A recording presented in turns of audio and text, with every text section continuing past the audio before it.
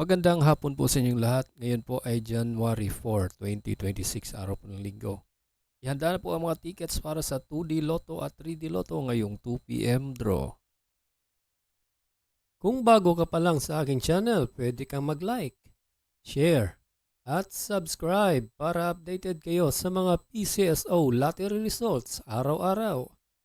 Ito po ang mga numerong lumabas para sa 2D Lotto ngayong 2 p.m. draw. 21 and 21.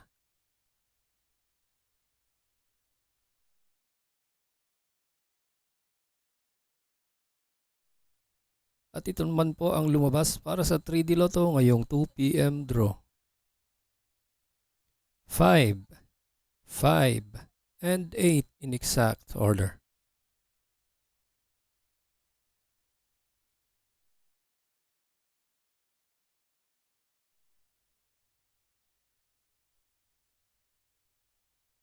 Congratulations po sa lahat ng nanalo.